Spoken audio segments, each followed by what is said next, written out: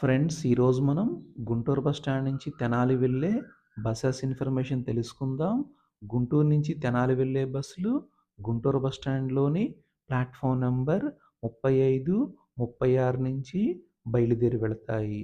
గుంటూరు నుంచి తెనాలి వెళ్ళటానికి bus ticket 30 రూపీస్గా ఉంటుంది.